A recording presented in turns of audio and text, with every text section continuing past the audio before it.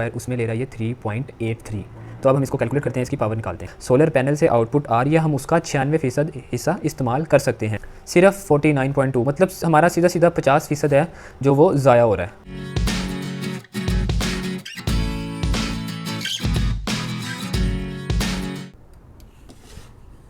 अस्सलाम वालेकुम फ्रेंड्स, तो आज की वीडियो का हमारा टॉपिक है PWM चार्ज कंट्रोलर और MPPT चार्ज कंट्रोलर होता है, इसमें क्या फ़र्क है, कौन सा हमें यूज़ करना चाहिए। अगर हमारे पास प्लेटें बड़ी हैं तो हमें कौन सा यूज़ करना चाहिए, अगर हमारे पास प्लेटें छोटी हैं और कम हैं तो हमें कौन सा यूज़ करना चाहिए, किसकी प्राइस ज़्यादा होती है, कौन सा इनमें से एफ़िशिएंट होता है जिसमें पावर लॉस कम होती है। आज की वीडियो में हम ये तमाम चीज़ें डिटेल से देखेंगे और एंड पे हम इसका प्रैक्टिकल करके भी देखेंगे कि क्या वाकई MPPT जो है वो PWM से अच्छा है या नहीं। तो सबसे पहले हम इन दोनों के दरमियान फ़र्क है जो थोड़ी सी हम थ्योरी पढ़ लेते हैं, फिर उसके बाद हम प्रैक्टिकल की तरफ आते हैं। सबसे पहले जो हमारा PWM चार्ज कंट्रोलर होता है उसकी कीमत कम होती है एज़ कम्पेयर MPPT के। MPPT की कीमत बहुत ज़्यादा होती है। इसमें एफिशिएंसी की बात करें, इसकी एफिशिएंसी कम होती है, मतलब कि पावर को काफ़ी ज़्यादा ज़ाया कर देता है हीट की सूरत में, जबकि इसकी एफिशिएंसी 95% तक होती है। मतलब ये पावर को ज़ाया नहीं करता है, उसको यानी कि वोल्टेज को एम्पेयर में कन्वर्ट कर देता है। और जो ये पावर लॉस इसमें ज़्यादा होता है, इसमें पावर लॉस ना होने के बराबर होता है। तो इसकी बात करें, ये एक सिंपल स्विच है। मतलब जो PWM चार्ज कंट्रोलर है वो क्या काम करता है, सोलर से आने वाली पावर को बैटरी की तरफ भी भेजता है और आगे लोड की तरफ भी भेजता है। मतलब सिर्फ वो स्विचिंग करता है, उसके लोड को डिवाइड कर देता है और बैटरी को कट ऑफ करवाता है जब बैटरी फुल हो जाती है। इसमें पावर की काफ़ी ज़्यादा लॉस होता है। PWM चार्ज कंट्रोलर ये स्विच की तरह काम करता है, जबकि जो हमारा MPPT है ये smart DC to DC inverter है। मतलब कि ये DC वोल्टेज को कंट्रोल करता है, उसके एम्पेयर को बढ़ाता है स्मार्टली और बैटरी को कट ऑफ करवाता है। मतलब कि ये सारे काम इसके अंदर हो रहे होते हैं। उसके बाद बात करते हैं जो PWM चार्ज कंट्रोलर है ना, ये छोटे सेटअप के लिए, मतलब आपके पास अगर 180 वाट वाली प्लेटें हैं छोटी, तो उसके लिए ये बेहतरीन है। अब अगर आपने एक बैटरी चार्ज करनी है और छोटा मोटा DC लोड चलाना है तो उसके लिए ठीक है। लेकिन अगर आपके पास बड़ी प्लेटें हैं, जैसे कि 550 वाट की बड़ी प्लेटें हैं, तो उसके लिए आप ज़रूर इसको इस्तेमाल करें MPPT को, क्योंकि इसमें आपकी वरना लॉस नहीं होंगे। और आखिरी बार पॉइंट डिस्कस करते हैं कि जो ये करता है ना, जो PWM चार्ज कंट्रोलर है, ये जो करंट पैनल से आ रहे होते हैं वही करंट आगे भेज देता है, उसको बढ़ाता नहीं है, बूस्ट नहीं करता। जबकि PWM चार्ज कंट्रोलर होता है जो पीछे से वोल्टेज आ रहे होते हैं, PWM चार्ज कंट्रोलर में क्या होता है कि जो पीछे से पैनल के 25-30 वोल्टेज आ रहे हैं ना, उसने उसको 12 वोल्ट पे ले आना है और जो बाकी के 12 वोल्ट से ऊपर वोल्टेज होते हैं वो सारे ज़ाया कर देता है और 12 वोल्ट पे आपकी बैटरी चार्ज कर देता है और पैनल से जितने एम्पेयर आ रहे होते हैं उसको यूज़ कर लेता है। लेकिन ये MPPT क्या करता है, MPPT ये करता है, अगर ऊपर से 25-30 वोल्टेज आ रहे हैं ना, तो पहले तो वो उसको 12 में करेगा और जो ऊपर के वोल्टेज होंगे उसको करंट में कन्वर्ट कर देगा। मतलब कि अगर हमारी जो प्लेट है, लेट्स सपोज कि वो 25 वोल्ट और 10 एम्पेयर की है, जो PWM चार्ज कंट्रोलर है वो क्या करेगा, 12 वोल्ट करके और 10 एम्पेयर पे बैटरी चार्ज करेगा, क्योंकि प्लेट से 10 एम्पेयर ही आ रहे हैं। जबकि MPPT चार्ज कंट्रोलर क्या करता है, ये जो ऊपर के एक्स्ट्रा वोल्टेज हैं उसको कम करंट में कर देगा कन्वर्ट। मतलब कि ये बना देगा 12 वोल्ट और 15 एम्पेयर या जितने भी बनते होंगे उस केस में। तो ये क्या करता है, जो करंट को इंक्रीज़ कर देता है, बूस्ट कर देता है। अच्छा, PWM का मतलब है पल्स विड्थ मॉड्यूलेशन और MPPT का मतलब है मैक्सिमम पावर पॉइंट ट्रैकिंग। ये मैक्सिमम एफिशिएंसी लेता है सोलर पैनल से और ये एक्स्ट्रा वोल्टेज को ज़ाया कर देता है हीट की सूरत में, इसके पीछे हीट सिंक लगी होती है और बाकी के वोल्टेज को ये यूज़ में ले आता है। अब हम चलते हैं प्रैक्टिकल की तरफ कि MPPT काम किस तरीके से करता है। PWM का तो सबको पता ही होगा कि हम देखते हैं कि ये MPPT चार्ज कंट्रोलर किस तरीके से काम करता है। अच्छा जी, तो ये है मेरे पास एक बक कन्वर्टर, ये इसके प्रीसेट हैं, इससे वोल्टेज सेट होते हैं, एक से करंट सेट होता है और ये इसकी इनपुट है और ये आउटपुट है। बक कन्वर्टर बेसिकली सेम तरीके से जैसे MPPT काम करता है उसी तरीके से काम करता है, बट ये छोटा वर्जन है। इसकी करंट लिमिट होती है 8 एम्पेयर तक, इससे ज़्यादा ये नहीं कर पाता।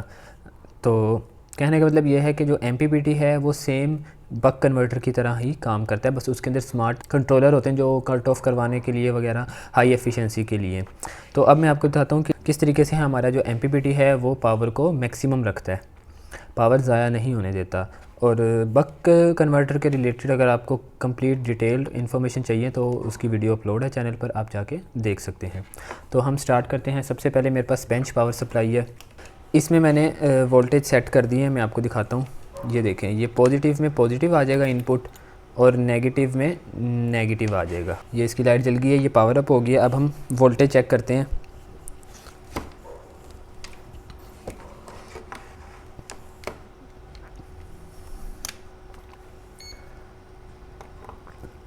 हमारे इनपुट पे वोल्टेज मैंने सेट किए हैं 25 वोल्टेज, ठीक है, और आउटपुट पे जो वोल्टेज हैं वो मैंने सेट किए हैं 12 वोल्टेज, ठीक हो गया।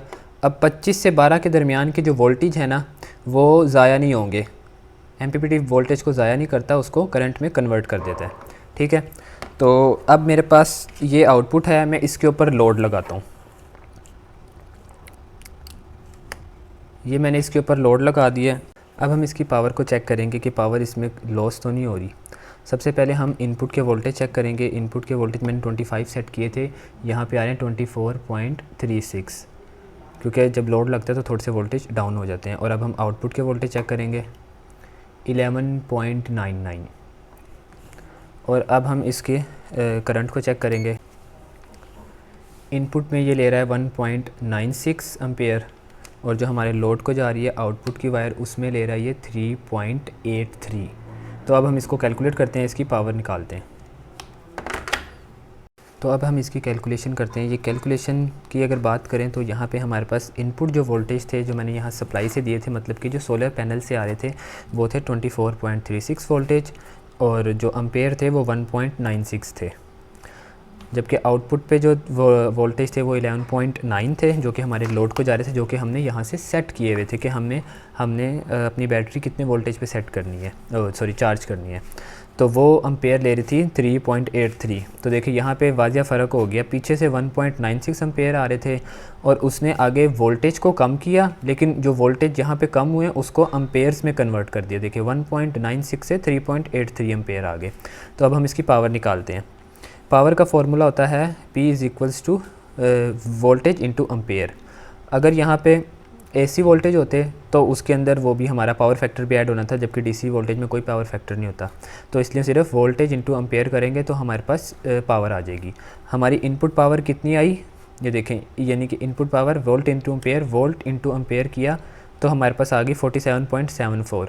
मतलब कि जो हमारी प्लेट से जो वाटेज आ रहे हैं वो 47.74 वाटेज आ रहे हैं, और जो हम इस्तेमाल कर रहे हैं वो हमने कितने किए हैं, अगर हम इन दोनों को ज़रब दें तो हमारे पास बनते हैं 45।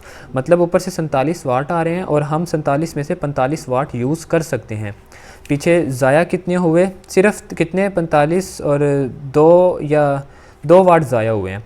2 वाट जिसमें ये भी चल रहा है, 45, 46, 47, 2 वाट हमारे ज़ाया हुए हैं जिसमें हमारा ये भी ले रहा है। तो इसका मतलब हमारी लॉस ना होने के बराबर है। मतलब कि अगर हम एफिशिएंसी निकालें तो इसको हम डिवाइड करके 100 से मल्टीप्लाई करें तो ये हमारी एफिशिएंसी आ गई कि हमारी जो सोलर पैनल से आउटपुट आ रही है हम उसका 96% हिस्सा इस्तेमाल कर सकते हैं।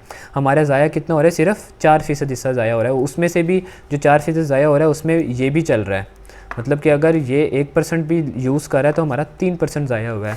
अगर इसी के बरक्स हम इसको देखें, जो हमारा PWM चार्ज कंट्रोलर है, PWM क्या करता है, सबसे बड़ा वाजिया फ़र्क, इनपुट पे अगर हमारे इतने वोल्टेज और इतने एम्पेयर है ना, जो आउटपुट पे हमने जो वोल्टेज सेट किए होंगे वो मिल जाएंगे, लेकिन एम्पेयर नहीं बढ़ेंगे, एम्पेयर सेम ही रहेंगे। जबकि MPPT क्या करता है, जो वोल्टेज ज़ाया होते हैं उसको एम्पेयर में कन्वर्ट कर देता है। यहाँ से ही हमारा फ़र्क स्टार्ट हो जाता है। तो जब हमने इसकी पावर निकाली, इनपुट पावर ये थी, आउटपुट पावर ये वोल्ट, ये एम्पेयर, ये वोल्ट, ये एम्पेयर, तो पावर कितनी बनी, 47.774 इसकी पावर बनी इनपुट जो हमारी पैनल से आ रहे हैं। लेकिन आउटपुट पे हमें कितने मिल रहे हैं, 23.50। मतलब कि ये सीधा सीधा इतना डिफरेंस आ गया। 47 में से सिर्फ हम 23 वाट ही इस्तेमाल कर सकते हैं, जो बाकी के इसके दरमियान के वाटेज हैं वो ज़ाया हो रहे हैं। PWM चार्ज कंट्रोलर उसको ज़ाया कर देता है, क्योंकि वो जो एक्स्ट्रा वोल्टेज होते हैं उसको ज़ाया कर देता है हीट की सूरत में। तो अगर हम इसकी एफिशिएंसी निकालें तो एफिशिएंसी हमारी बनती है सिर्फ 49.2। मतलब हमारा सीधा सीधा 50% है जो वो ज़ाया हो रहा है। 50% सीधा सीधा यहाँ पे हमारा ज़ाया हो रहा है। किसके केस में, PWM चार्ज कंट्रोलर के केस में। अब बात करते हैं कि PWM चार्ज कंट्रोलर हमें कहाँ इस्तेमाल करना चाहिए। ये हमें वहाँ इस्तेमाल करना चाहिए जहाँ पर हमारी छोटी सोलर प्लेट होती है। छोटी सोलर प्लेट में हमारे पास 150 वाट, 180 वाट, 200 वाट की प्लेट है, उनको आप पैरेलल में लगा के PWM चार्ज कंट्रोलर से लगा लें, क्योंकि उसके वोल्टेज 18 होते हैं तो हमें चार्जिंग वोल्टेज जो है बैटरी के वो 14 चाहिए होते हैं, तो इसलिए इतना फ़र्क नहीं पड़ता उससे। हाँ, अगर आप बड़ी प्लेट लगा रहे हैं, मतलब 550 वाट की, उसके वोल्टेज होते हैं 45, 40, 50 वोल्टेज तक भी होते हैं, तो उसके लिए जो MPPT है वो हमारा बहुत ज़रूरी है, क्योंकि जो ऊपर के सारे वोल्टेज हैं वो ज़ाया कर देगा PWM चार्ज कंट्रोलर।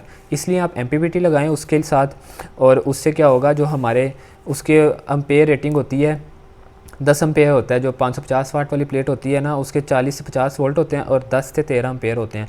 तो वो क्या करेगा, जो 10 से 13 एम्पेयर होंगे ना, उसको बढ़ा के वो ले जाएगा 25-26 एम्पेयर तक, 30 एम्पेयर तक भी ले जाता है, क्योंकि जो एक्स्ट्रा वोल्टेज होंगे वो सारे उसमें एम्पेयर में कन्वर्ट हो जाएंगे और जो हमारे एम्पेयर बढ़ जाएंगे, वोल्टेज हमारे 12 पर आ जाएंगे।